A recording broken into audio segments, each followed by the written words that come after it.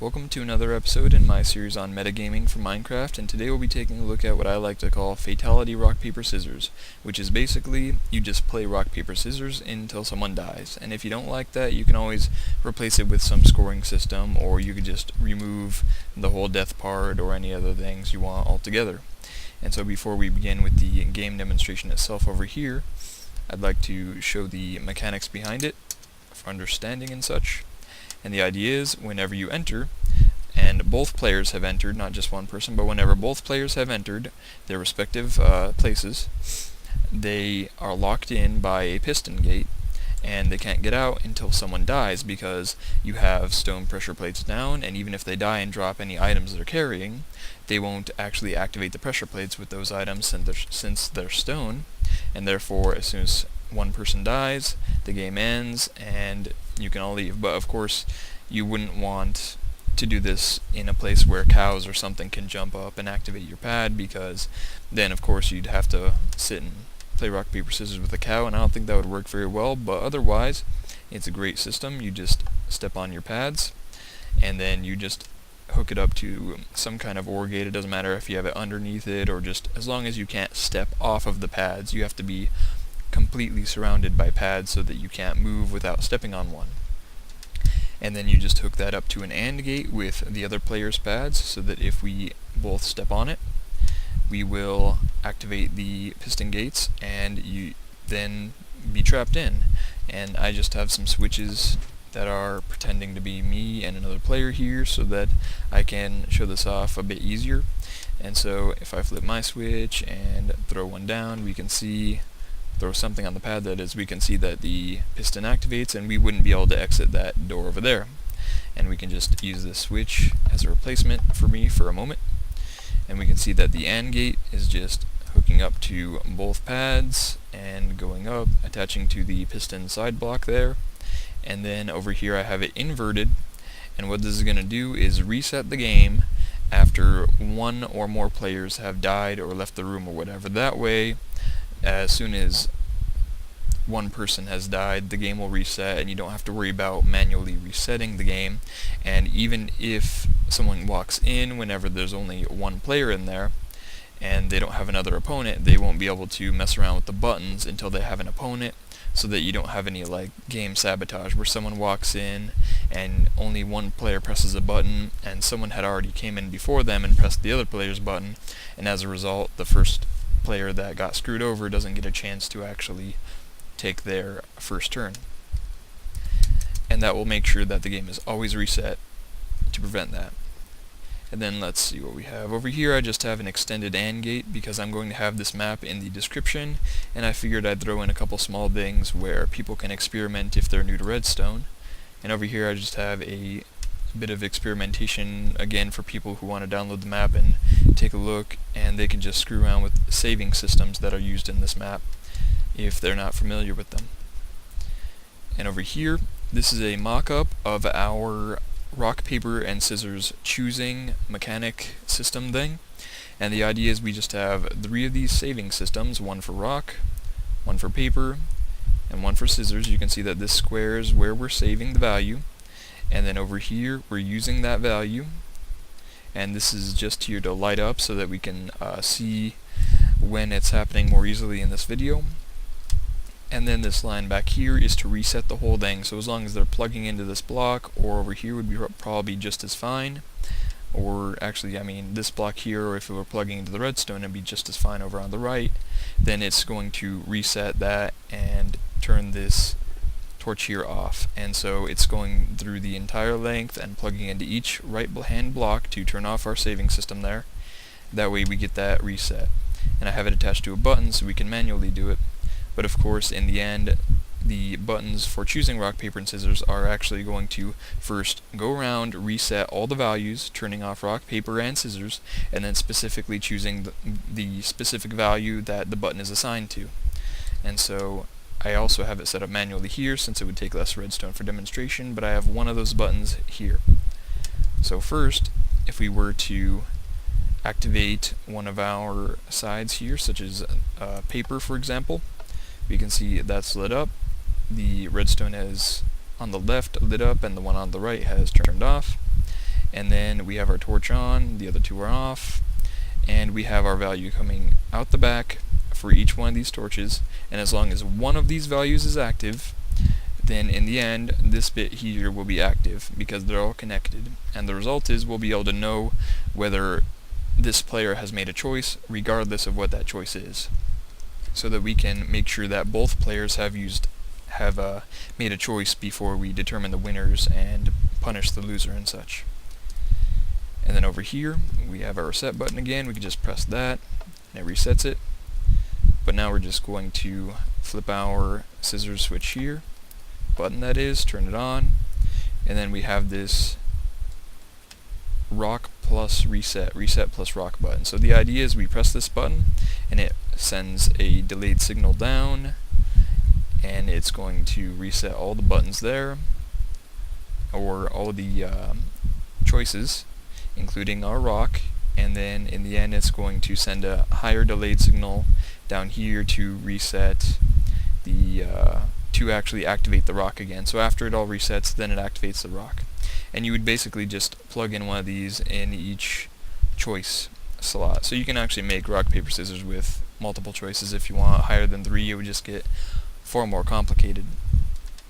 Now, again, we have one of these 3 things per choices, and each one of these choices is also going to be hooked up to an AND gate, as I showed over there, the extended one, and that AND gate is going to be for each possible outcome, each win that is, not necessarily each failure, because it doesn't matter how a tie is actually made, but we calculate each win and then calculate any tie separately.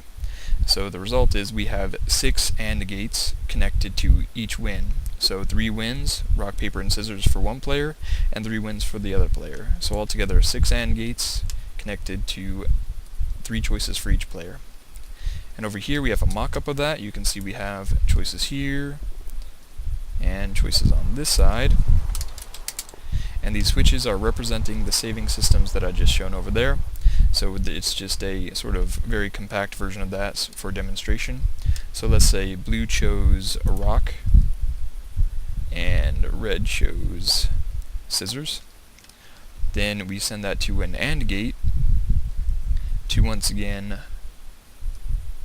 just make sure that both players have made a choice. So basically we are taking the choice on the red and the blue and making sure they had a choice, and then we're sending it to the wins, because we can calculate who won based on those AND gates, because for each wins, for example, we could hook rock up to paper so that paper wins, and then we would just output that to the blues win sort of strip, but we need to make sure that both players have made a choice first, so we just send that out, connect it to each win for red and blue, and then over here's our win. This sort of is a representation of the calculated win that we would have had with our AND gates, and if we just flip this up saying that blue did win this match, then our AND gate activates as long as we have power on the other side as well.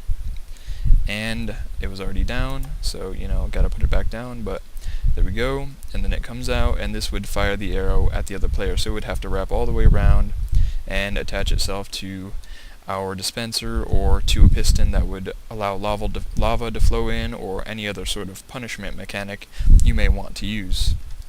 You could even drop sand on players' heads if you can do that. Probably wouldn't be too great of an idea because it might break, might suffocate a player. Anything you want.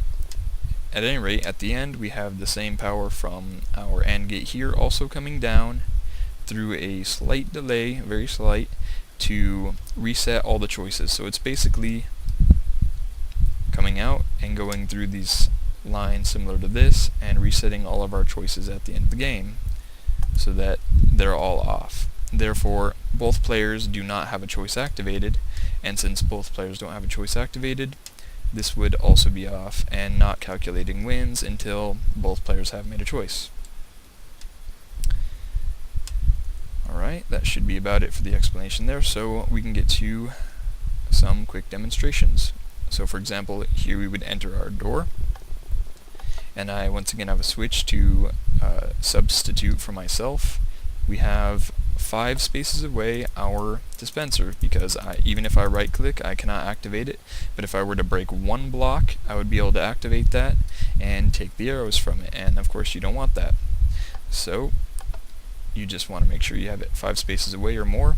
Although it may hit the walls or ceiling sometimes, it's still very good. That just gives you some more leeway. It's not a very black and white, you win or lose battle. There might be some chance involved, but it's very interesting.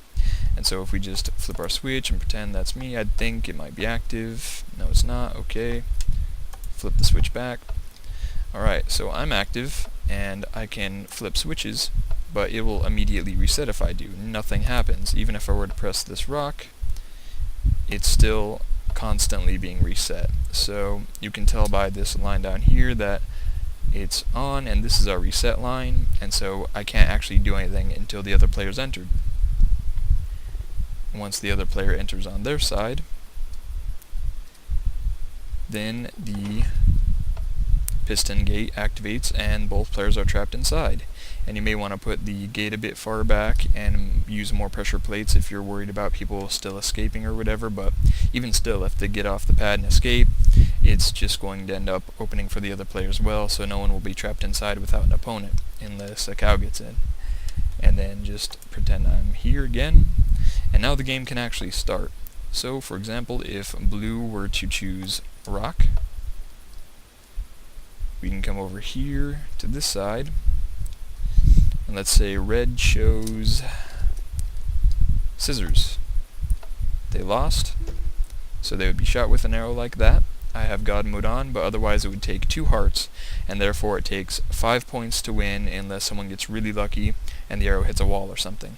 But otherwise it takes 5 points to win in a normal game, and you can put more dispensers in here to prevent any of those sort of mistakes from happening. And then as soon as that happens, we get both of our choices are active, so it just comes down, resets the game, and on this purple line here, about 2 repeaters, something like that, on their default setting, just to get it to where it needs to be. And then here's where our AND gate is from over here. Same idea, blue, red, etc. And so if we win, nothing happens to us, but we hear a chime, just as if we had lost. And that basically tells both players that it's okay to start another round so that they're not pressing buttons too early and such. So we could choose some paper, and then over here we can choose scissors, and then we're fine. We don't get shot. We hear a little chime saying it's okay to press buttons again because the match is over and a winner has been declared, and over here this person got shot with an arrow. And that's really about all the explanation I should be doing about this, because there's a bit too much here to explain, and I think these concepts pretty much cover it themselves. So again, this will be in the description, and I've set up a little hut here in case it gets dark and you don't have mods installed. But you can check this out yourself and review the concepts yourself, because that would be a bit too much to explain on a video, but otherwise you should be able to get it if you try everything out, and I will see you next time.